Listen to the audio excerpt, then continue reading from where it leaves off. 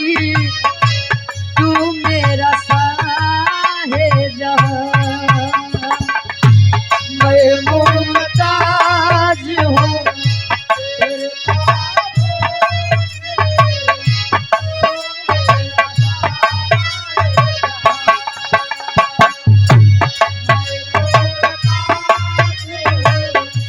तेरे तेरे ख्वाबों की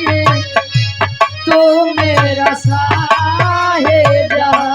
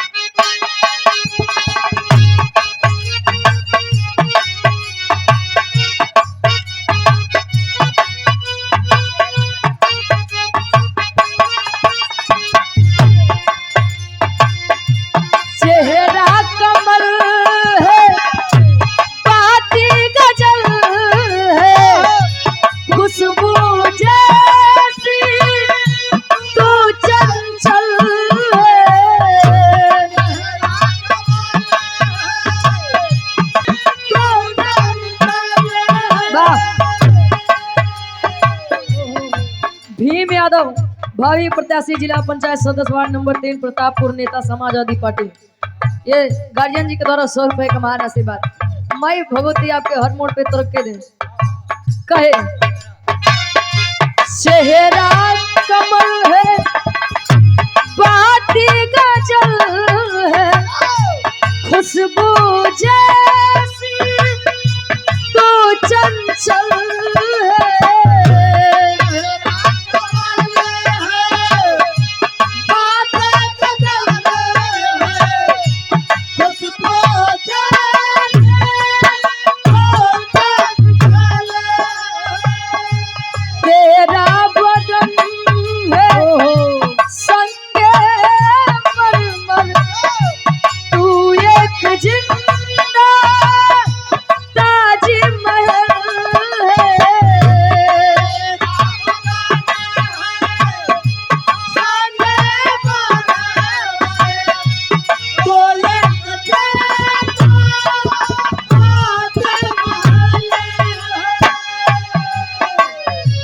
राजदेव यादव उर्फ बाबा जी कटहरी मुरैनी का पूरा से आपके द्वारा 100 रुपए का महान आशीर्वाद। कहे उतरी है तू आसमान से उतरी है तू आसमान से तुझसा जमीन पे कहाँ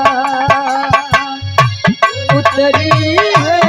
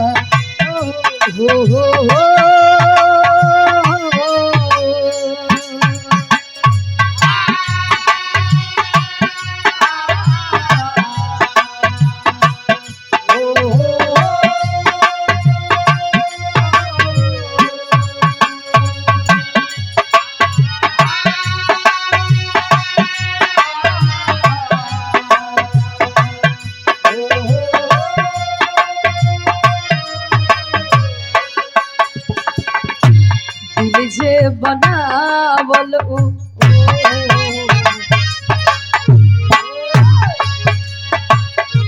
दिल जे बनावल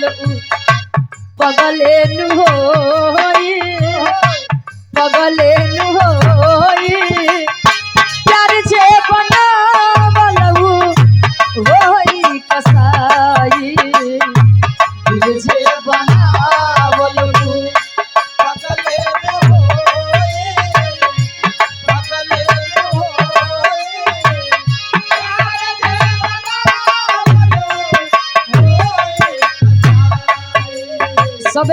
बजे के टाइम पर सुबह सुबह का समय कोनो दुल्ही मान ला ई टाइम भोरहरिया के बेला में दुल्ही अपने दुल्हा से कहे छोड़ा छोड़ा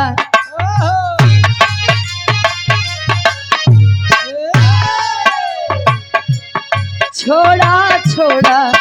गलैया सैया भोरी हो गई छोड़ा छोड़ा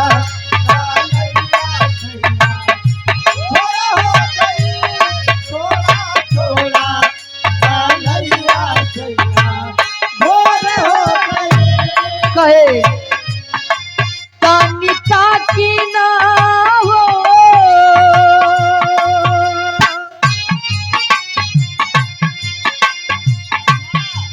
तानी ताकी ना अंगनवा अजोरी हो गई छोड़ा छोड़ा गलैया सैया भोरी हो गई छोड़ा छोड़ा गलैया सैया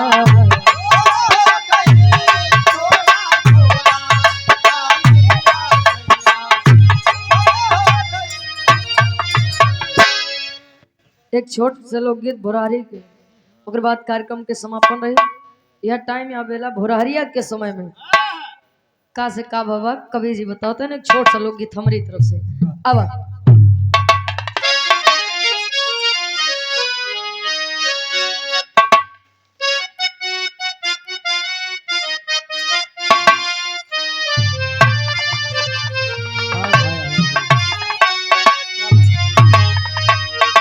निर्गुणी भाव आत्मा रूपी दुल्हन परमात्मा रूपी दुल्हे का वर्णन है। दुल्हन कह रही है कैसे अरे रूस के परैले भोर भोरवा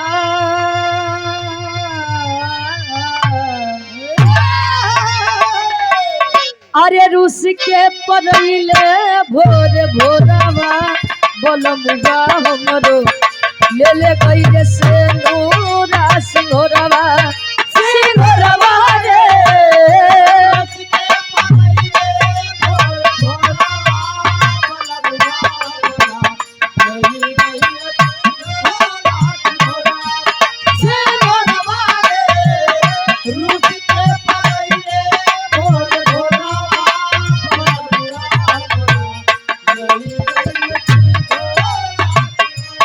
कवि का भाव है दिन दोपहरी न अजोरवा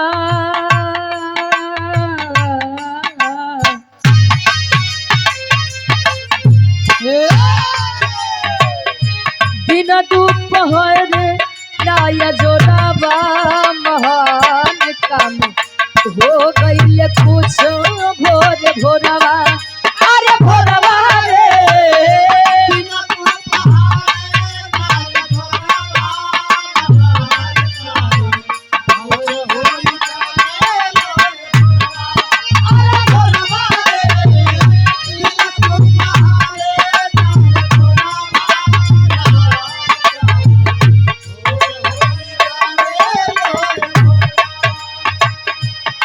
दोपहर नाया जोरवा महान काम कुछ हो गईले भोरे भोरवा न दिन न दोपहर सुबह के समय में का भगत कवि जी प्रमाण देते हैं अंतर के पहले अंताल में पहुँचे जब तुलसीदास निज ससुरिया पहुँचे जब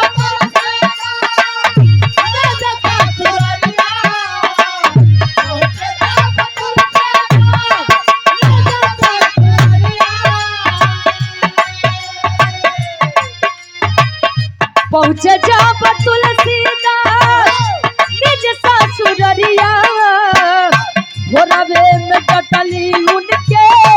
उनकर में हरिया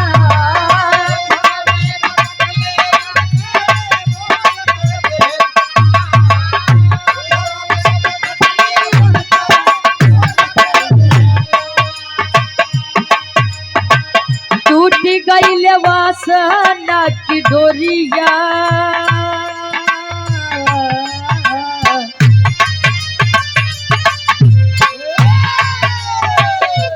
उठी गईले वासना के डोरावा महान काम हो गईले कुछ भोरे भोरवा अरे भोरवा रे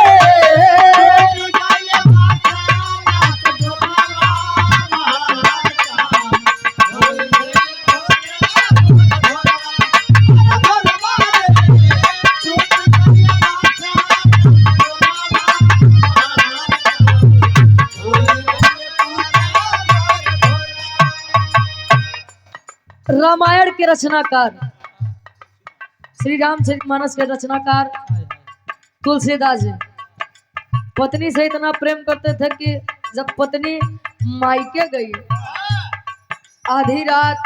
अपनी पत्नी से मिलने के लिए चले गए आंधी और तूफान में। सुबह जब हुए इतनी बाधाओं के बाद बाधाओं का सामना करने के तत्पश्चात जब तुलसीदास अपने पत्नी के पास पहुंचे सुबह यानी ये टाइम भोरारिया के बेला में जब अपनी पत्नी के पास पहुंचे कहें प्यारी जाने मन क्या बात है यार तो तो पूरा सेंटेंस हो या मतलब चेंज हो जाते वाह ए भैया तुलसीदास अपनी पत्नी से प्रेम का जब प्रस्ताव रखते हैं तो तुलसीदास की धर्म पत्नी उनको डांटते हैं पागल हो गए हैं आप अरे इतना नहीं बर्दाश्त भाई कम से कम 2 दिन 4 दिन के हम मायके आए बाटी चैन से हम कहीं तराई दे जब तुलसीदास की धर्म पत्नी ने उन्हें डांटा उनके मन से ये प्रेम का भूत उतर गया प्रेम का हाँ हो प्यार का जान गए कि केवल ही मतलबी संसार में और उसी टाइम से उन्होंने सोच लिया कि मन मंदिर अब केवल आप प्रभु के पीछे जाइए जा अंतरा के दूसरे अंताल में कवि जी लिखते हैं कैसे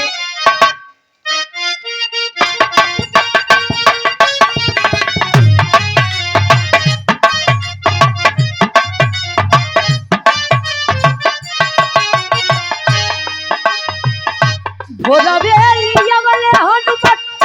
बूटी सजीवा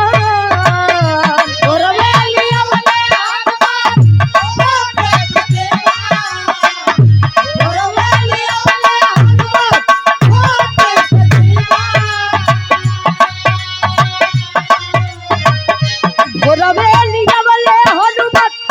बूटी सजीवा भोरवे पताल जाई मरले लही रावण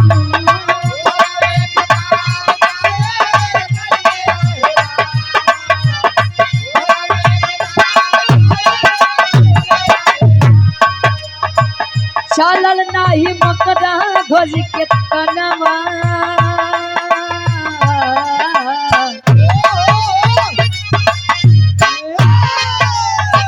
चलल नाही मकरा ध्वज के जोरवा महाकाम हो गईले कुछ भोरे भोरवा अरे भोरवा रे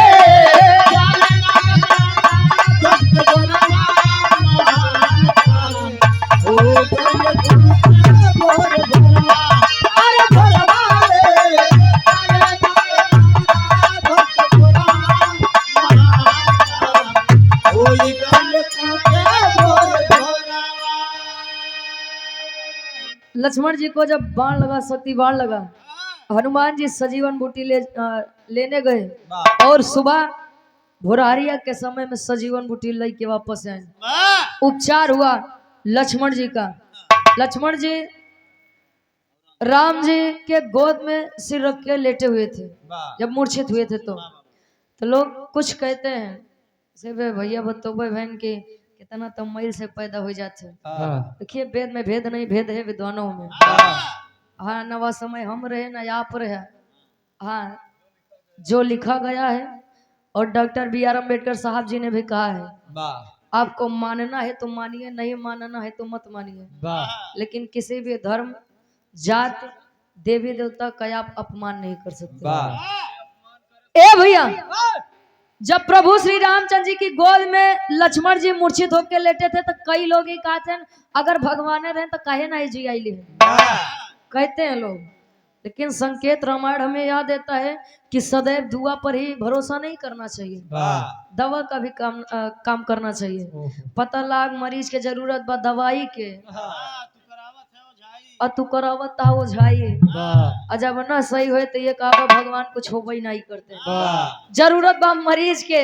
दुआ के, तो तू लई के भागत था दवाई लगे,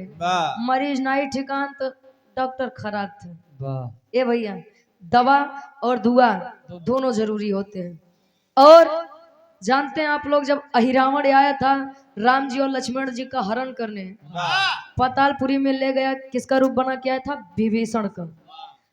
सुबह में जा करके हनुमान जी ने ये भोरहरिये में, अरे सुबह भोरहरिया हो गया महाराज,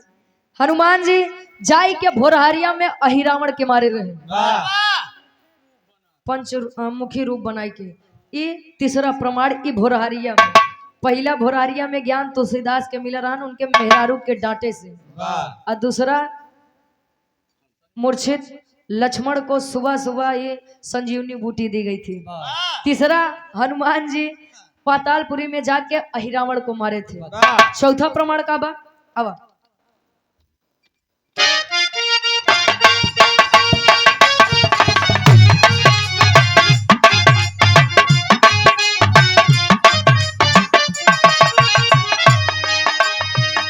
कृष्ण के लेके गईले गोकुला नगरिया,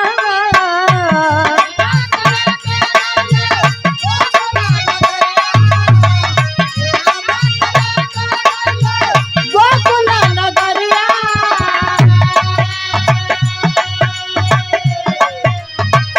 कृष्ण के लेके गईले गोकुला नगरिया, वासुदेव लौटे बेला रही भोरहरिया,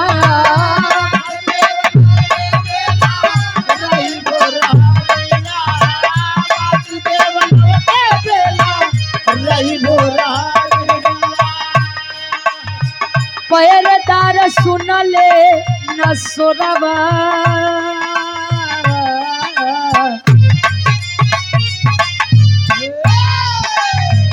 पहरेदार सुनले न सोरावा, महाका हो गई पूछो भोरे भोरवा, भोरवा रे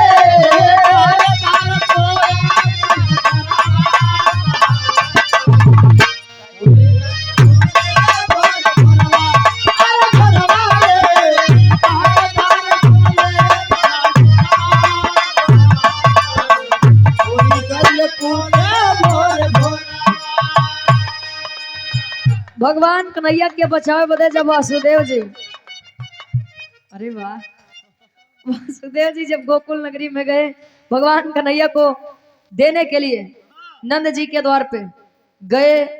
दिए और बेटी को लेकर वापस आए, सुपुत्री को लेकर जब वापस आए, समय भोरे के टाइम रहा, बारे भगवान कन्हैया के माया, बारे भगवान कन्हैया के लीला। वासुदेव चला गए लौट आए, लेकिन तब तक पहरेदार अपने नींद से नहीं उठे। कबीरदास के रामानंद गुरु जी से सुबह सुबह में ही ज्ञान प्राप्त हुआ था। कबीरदास के अपन शरण में रामानंद गुरु जी लिए रहे। और बाहर से आप लोग सुनबे भैया कि भैरवी राग सुबह में गाई जाती है, ये भी सही है, 4 बजे के बाद, 4 से 8 के बीच में। और जो पहलवान होते हैं रियाज मारते हैं कब? ये भोरहरिये में जाएगी, भोरहरिया में बड़ा विचित्र विचित्र काम भवा भैया। ए भैया, इस हम अपने गीत के समाप्ति करब, आखिरी में खानदान के परिचय बा।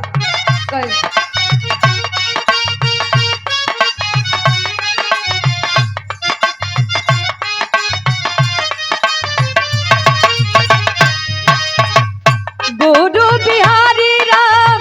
लाल हरि साए, गुरु बिहारी राम लाल हरि साए,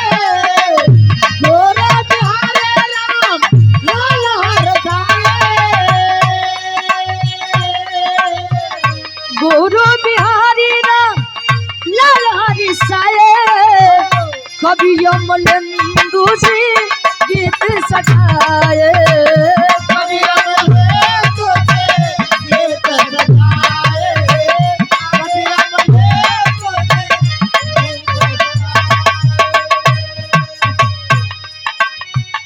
रुचि यादव गावे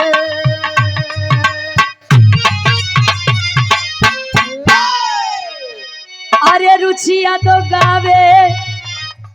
सबके अगवा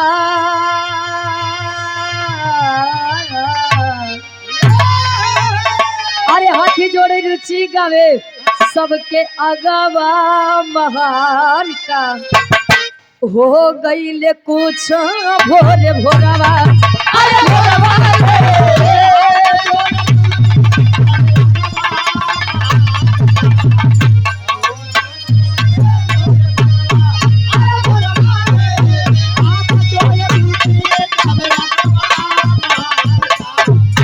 हो